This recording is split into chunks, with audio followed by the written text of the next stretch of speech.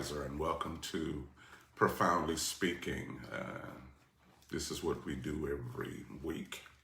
We have a candid conversation on relevant spirituality and responsible spirituality. And I'm thankful for those who feel called to listen to my life's work and who find my experiences trustworthy. I really thank you for that.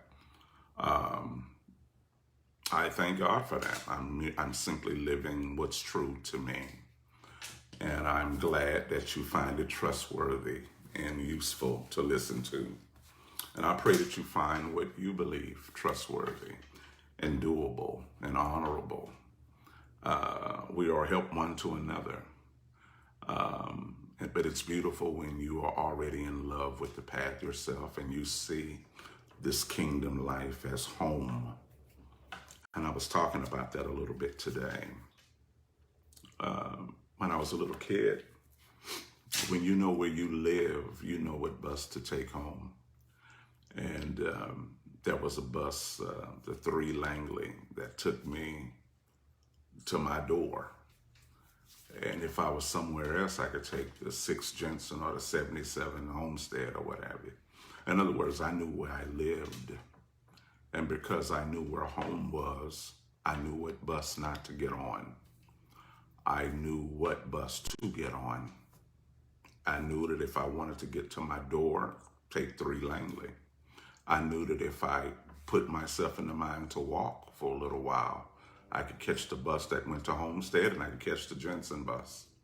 I knew that if I put my mind for a walk, for a journey, I knew where to go.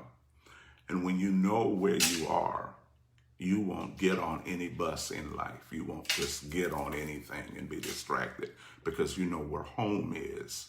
You know what time you have and you know where home is. Now that's my life. That's my life, you know. So we talked a little bit about that today. And it was pretty relevant. Hope you guys are doing good. Hope you're enjoying the Fizer Interglobal app too. If you haven't downloaded it, go to the App Store or Google Store and download Fizer Interglobal. It's a cool app. We have videos on there, prayer requests, daily notifications, and things like that. And it's helpful for those of you who are living and honoring responsible spirituality. Write that down, responsible spirituality, which means it's a spirituality that you are responsible for. It's not just some testimony service and how you just put it out there and let God do it. No, it's responsible spirituality, which is almost like a boring spirituality because there's no magic and no tricks and no fleas to throw out. It means you are responsible. You are the manifester of what you're believing. You have to pay attention to your belief and your faith and your knowing. You are responsible for manifesting it. You are responsible for believing it and living it. And if it's exciting to hear, it should be exciting to do. If it's exciting to hear a word of faith, it should be more exciting to apply. And if you lose the excitement because you have to live it, then you don't know the word. If it's a word that makes you happy, but you're not happy when you have to live it, then you really don't know the word, because the word should be just as exciting implementing it as it is hearing it.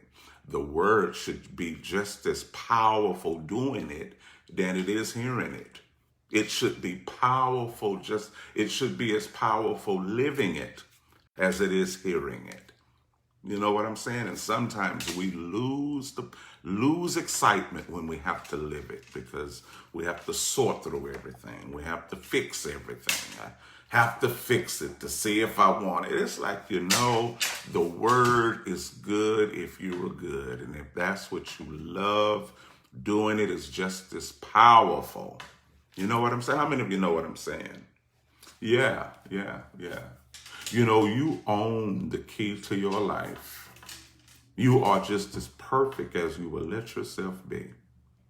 All of us are. When we live our design, we are just as perfect as we can be when we fall in love with living how we were originally designed. And the reason we don't is we are still emotionally connected to perspective and perception.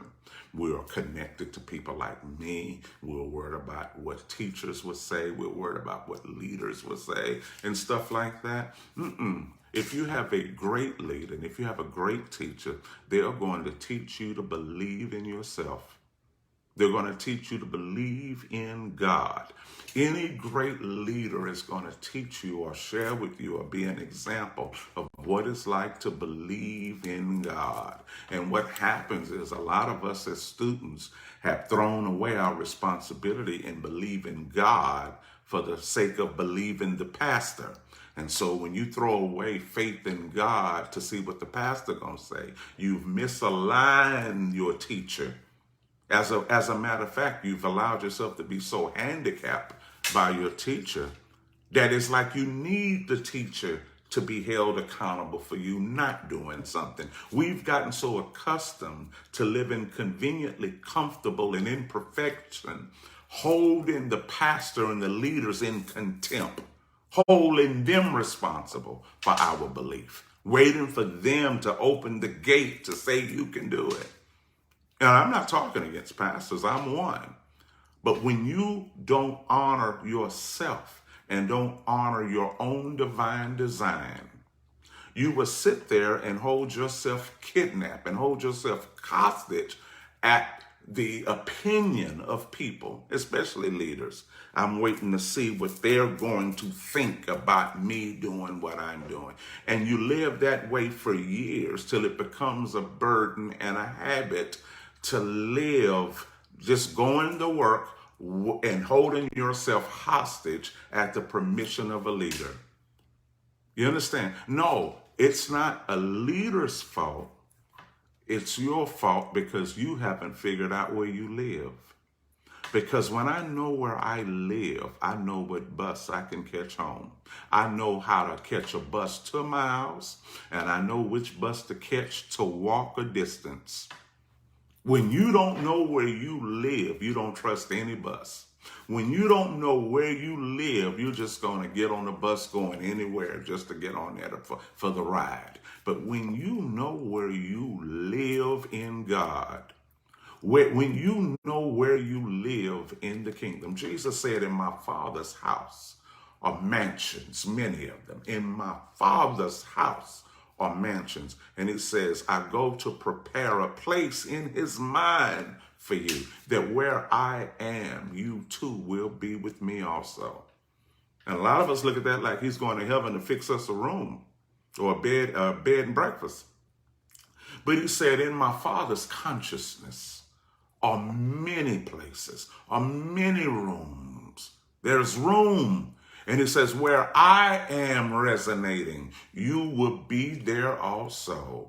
When you don't know where you live in the Christ mind, you will just catch a bus anyway. When you don't know where you live in the Christ mind, and that's what I mean by responsible spirituality. You need to know where you live in the Christ mind, not pretend to create something right quick. Sometimes we don't trust our truths because it's something we're creating right quick. And so we really don't know if we have the keys because we've just created this wonderful thought right quick. Because we're so busy vacillating, some of us never gave it room to know us. How many of you know where you live in God? Because when you know where you live in God, you know what bus to catch. You don't waste time. And that's why I call this responsible spirituality. It's a spirituality you just can't live and forget and wait until Sunday to start doing something. This is not the type of life you live ignorant of and then until it's time to meet. And now you got to rustle up and come up with something. That's not a good way to live. That's an incompetent way of living your life. That's a very incompetent way of living spiritual. That's a very incompetent and raggedy way in living saved. to just live however you want to live and just kind of get it together. That's not home. That's taking a test with the teacher. That's not living what you love. That's not living in the love of the kingdom. That's living in competition with the pastor. And you were not born to be in competition with a pastor. You were created to learn how to continually give your life to what you love. You understand what I'm saying? It's home. It's home whether it's a storm outside. It's home whether it's food in the house or not. It's home. It's home when the lights are on. It's on. It's home when we have no money. It's home. I just got to get home. You understand what I'm saying? The kingdom is home, but it's only home when that's where love is. It's not home where the test is. It's not home where the right answer is. Home is where love is. And you know when it's home, it's not even a pretty house or ugly house. That's home. I remember when I was a kid, I could go to my friend's house, and some folks had brick houses and some had wood houses. And we could walk in that house and it smelled like Bengay, smelled like pee, and somehow, I'm like, Lord, it's the way you walk. It's a house. It's the way the house smells when you go in there. But that's his house. I done went into my friend's room, and the room dirty socks on the floor, drawers, and he said, "This is my bed." And it's like, wow. Now, I didn't want to stay in it. I was like, okay, let's go back outside. But that's my friend's house. That's home. Drawers on the floor. It smell like pee, smell like ointment. It's home. You hear what I'm saying? Sorry. Well, no, I'm not sorry. We grown. It's home. When it's home, you know where it is. When it's home, you say, man, I'm ready to go home. You don't care if the house stinks. Somebody else's house might stink to you. But to the one who lived there, that's home. They lay in the bed comfortable. Y'all all right? Y'all stop talking when I said, pee in the bed and stuff like that. But it's okay. You feel what I'm saying? When it's home, that's where love is. The kingdom is where love is. The kingdom is not what I'm born to do and who I got to lead. The kingdom is where love is. It's where I was created. I was created in love. Home. That's what it is. You don't have to try to worry about how you're going to do that and this and that. Let me tell you something. If you believe what you say, you're going to always do it. You don't need permission from anybody. You can live what you are. You can live it if you know it. You don't need no one to let you do it, because perception and perspective is keeping us from being perfect. Jesus said, be perfect for my Father is perfect. Be perfect. In other words, live your design. But our design is being held in contempt by what somebody else will think about it. And we've been saying this for so long, God. And then we try to get bold to say how much we know our work and I'm fixing to do it. And we hype ourselves up only not to do it, because we don't want nobody to take our boldness the wrong way. We have to explain the reason we're talking bold now, because we don't want to offend. And so the spirit of consideration keeps us from manifestation. The spirit of consideration keeps us from divine manifestation. The spirit of consideration keeps us from transformation. The spirit of consideration keeps us from metamorphosations. I made that word up. The spirit of consideration keeps us from transformation. It keeps us from manifestation. Who's going to say what? All of our perfection is being held hostage by someone else. And we gave them the key, because I think we don't want to do it anyway. And sometimes when we don't want to live our perfection, we need somebody to blame for it. We are keeping close to certain people to hinder us from doing it. We need people to detour us from purpose. We need others. We need to be needed to have, so we can give up what we need to see for ourselves so we can go help somebody. Sometimes your biggest enemy is helping other people, especially when it comes at the expense of helping you. Sometimes helping other people is an excuse to not help yourself. Sometimes you will give the shirt off your back so you won't know the robe you're already wearing. Some of you will give the shirt off your back so you won't see the clothedness of the kingdom on your own back. So you won't see the responsibility of your own kingship. You'll give it away. Sometimes we will overhelp so we won't have time to help ourselves. Sometimes we'll go everywhere far so we won't have time to devote to ourselves. So sometimes your biggest enemy is helping other people.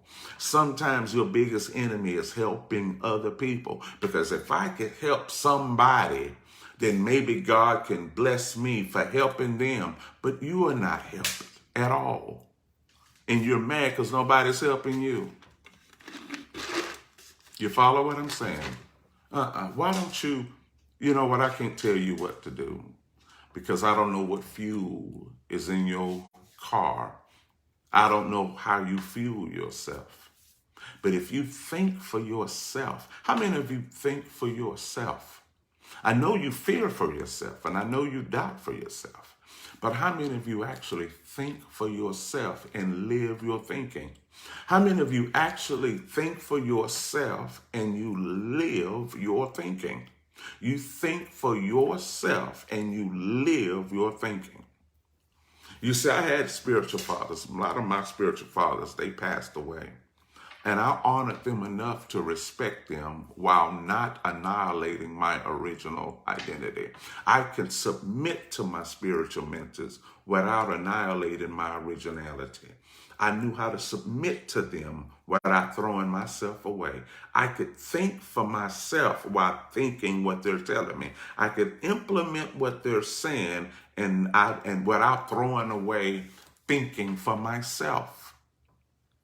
A lot of us throw our thinking away to be conformed by a person because we are too afraid to live our thoughts. We are afraid of the consequences of living our thoughts. We are afraid of what consequences will arise if we live our thoughts. That's the only way to power. That's the only way to leadership, is for you to embrace the consequence of your own thought, for you to embrace the trouble that comes with thinking for yourself, for you to embrace the judgment that comes for thinking for yourself, for you to embrace the pain and the struggle that come with you thinking for yourself. Because we want perfect thoughts. We want to make sure if we think it, we don't get ostracized for it. We're trying to make sure if we think it that nobody hates us. We're trying to think without being hated. I'm trying to think for myself without breaking covenant. I'm trying to think for myself without people leaving me. But sometimes that's the only thing you can do. Because once I started thinking for myself, people left. Forget them leaving. I left. So it's not a matter who's going to leave you. Sometimes you're going to leave. So it's not a matter who's going to judge you. Sometimes you judge. We are afraid of fingers being pointed to us and for people to question us. But sometimes that's what you have to endure when you want to think for yourself. Because the more you're obligated to other people's perception, you're going to stay sitting in the car talking to yourself, talking to your enemies and talking to your friends in the car to yourself. Talking to yourself what you wish you can say to somebody else, but you can't say it. So you'll say it to yourself till you actually thought you said it. No, think for yourself. You have faith to think for yourself and to know God yourself. Don't just say, I know God for myself so you could run away from so you could get away from accountability. Now, once you know God for yourself, God would know you. So you can live this life once you stop holding people to blame. You can live this life once you remove people from contempt. You can live it once you hold yourself to a relevant spirituality. God ain't looking for a testimony from you. He's looking for relevance. He's looking for responsible spirituality. A spirituality that makes you responsible for the manifestations of it. He's not looking for you to do a little something good and then he's going to come and fix the rest. No, you build it. You grow it. You plant it. You plant the seed of the word in you and you grow it and you nurture it and you grow it and you plant it and you feed from it and you plant it again and you feed from it and you plant it again. Sometimes when we don't love a thing, we'll do just enough. But when you love a thing, you'll keep coming home. You'll keep going home. You won't do it one time and let it speak for itself. You will keep doing it. You will continue to practice it. But when there is no love, there is no practice. When there is no true love, it's just competitive intellectualism. I'm trying to see how well I can think about this and do this. You don't have to think that much and that hard for something you love. You have to free yourself from competitive intellectualism. We're trying to figure out if we want to. You don't have to do your heart like that. When you love, you love. When you lust, you lust. You don't have to try to perfect and see how. You don't have to. When it's love, when it's home, it's home. You don't have to, let me see, I'm trying to see how far. You don't have to do that with God. It's almost like we're afraid to really be committed to this. It's almost like we're afraid to really be committed to this. We don't trust ourselves enough to be consistent with it because we're trying to find a wiggle room and an option where we could go and not go when we want. Listen, when you love something, you throw away the option. This is where I'm going. You're not trying to see how long do I have to stay. That's how it feels when we feel obligated to go to a meeting, when we feel we owe somebody. But we don't want to stay. But we feel we owe them. So at least let me respect them by going, but I don't want to stay. Raise your hand if you know what I'm talking about. This person has done so much for me. They've done so much on my behalf. I haven't really done enough. I feel I owe them a visit, but I really don't want to stay. So you have to think of a way to go, honor them, and leave. I don't want to stay. How many of you think that way about God? You think God done just done so much for you and so much for you and so much for you that I'll go, but I don't want to stay, but I want to at least respect him because he's done so much. You hear what I'm saying? Whenever you feel you have to obligate somebody with a token visit, but I can't stay. Listen, when you want to be there, you will stay. And you will not only stay, you will get something from it. How many of you want to be in that house? He said, in my Father's house are mansions. And if it wasn't true, I wouldn't say it. He says, I'm going to prepare a place for you that where I am, you will be there too. How many of you want to be there? I want to stay. I'm not paying you back for my job and for rescuing me from COVID and from the wreck I had. I don't want to stay, but the least I could do is show my face. I don't want to show my face with God. I want to stay. Am I making sense, guys? I want to stay. I want to stay. I don't want a token visit. Don't leave the door open so I can leave. I really thank you, but I don't want to sit down and hear nothing. But since you're giving me something, the least I could do is come to your little meeting and sit in the chair a little bit so you could add me to the picture when you put it on Facebook. You follow me? God don't need you to show up so he could take a picture, so he could show the people that people are actually coming to his meetings. Let me show you these pictures so you can see I'm not here by myself. God don't need a selfie to show the rest of the world that he's not there by himself? Do you want to stay? I want to stay. I don't need him to give me an option. And whenever you don't want to stay, you have to try to figure out how long to stay before you get up to leave, before it looks disrespectful. How long do I get to sit here, and when am I going to get that text that'll give me the permission to get up and leave? When will I'm going to bring my friend with me, so when my friend get up, I can follow and it won't look as bad. Some of us, and I'm going to close, some of us, we come to God with a friend. So that friend could be our permission to get up and go, because we don't want to habitat with this kingdom. So if I get a friend that could be my partner, when he or she get up, I could follow them out, and God can't just focus on me. He got to focus on my friend. Some of us live like that. You understand what I'm saying? I want to stay. So if I do go with a friend and my friend leave, I'm like, well, go. I want to stay. I want to stay here in this divine mind. Jesus said, for where I am, you're going to be with me. I go to my Father's home, which is your home. I'm going home. I know what bus to catch. I know how to get there. I'm not going to catch a downtown bus when I live on Lockwood. I know what bus to catch. I know what to catch. I'm going to catch 3 Langley. And if 3 Langley is running late, I'm going to catch the Homestead. I got to put it in my mind to walk, but it'll put me in the vicinity. I got to catch 6 Jensen. Now, it ain't where I live, but it's in my vicinity. I ain't catching no other bus.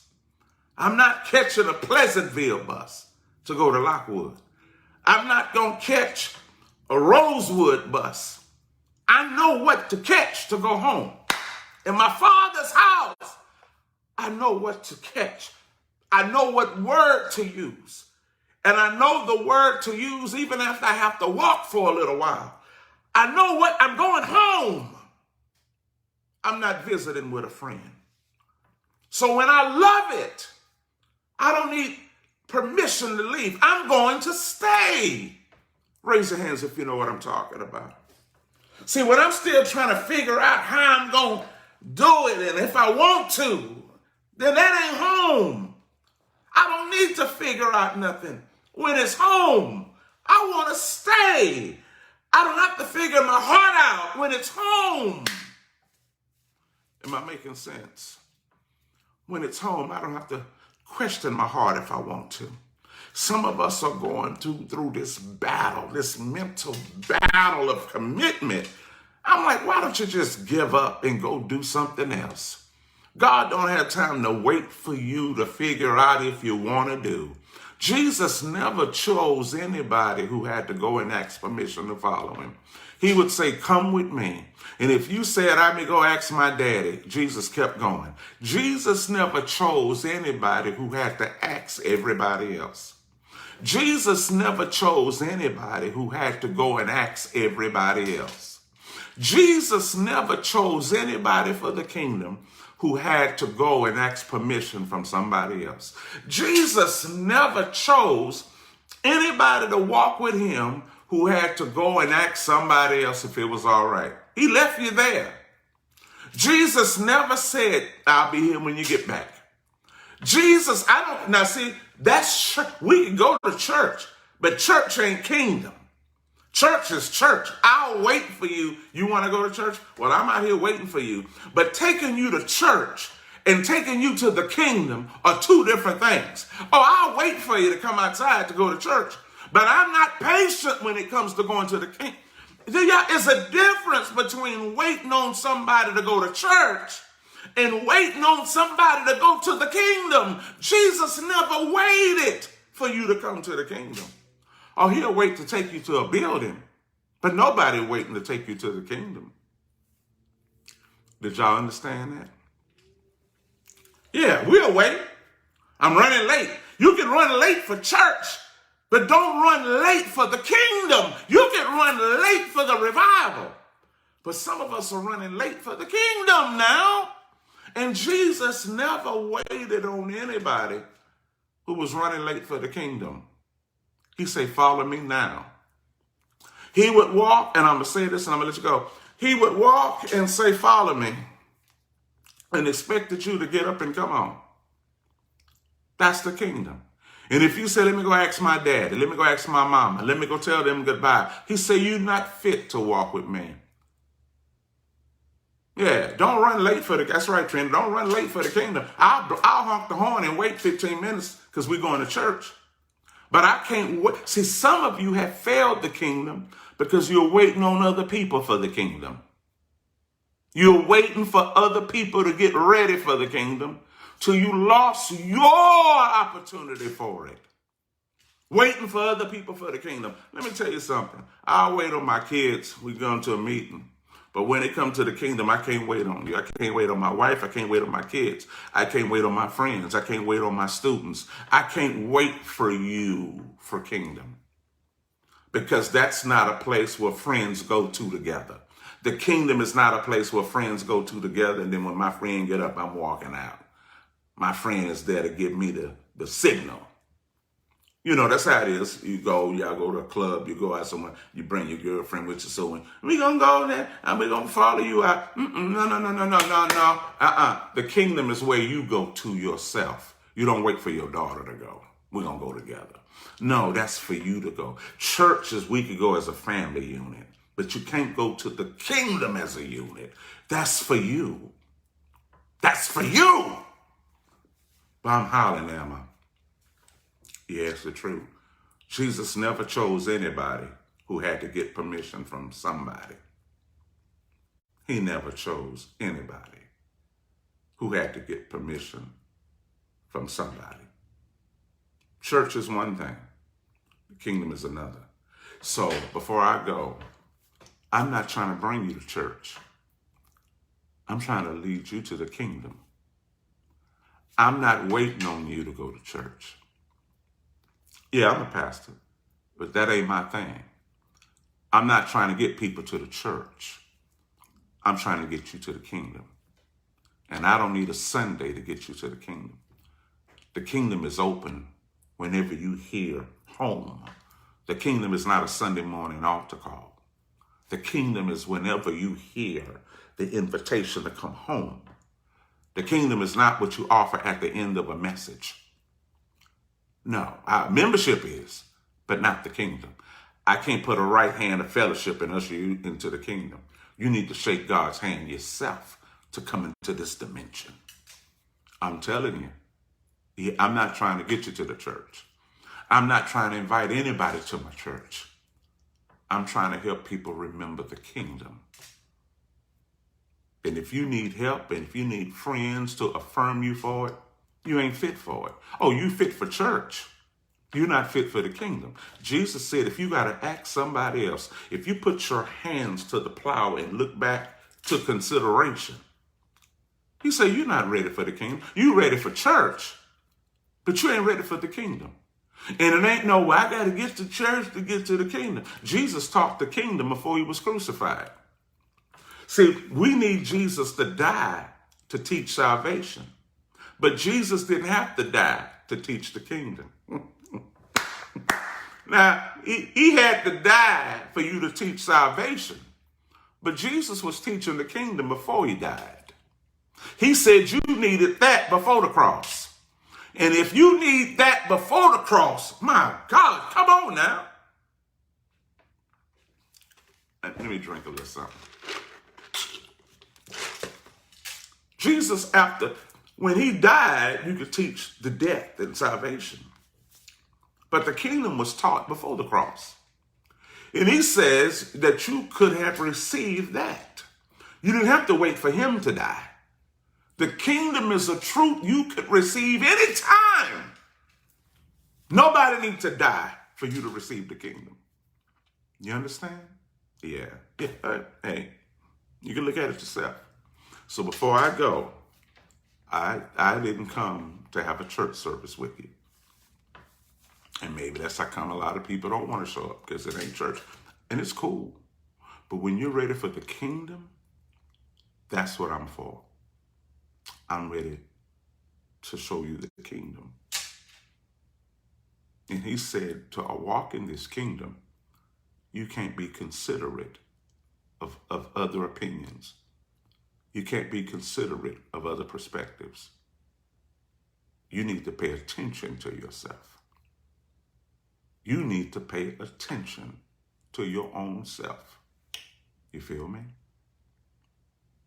Hey, thanks for joining me today.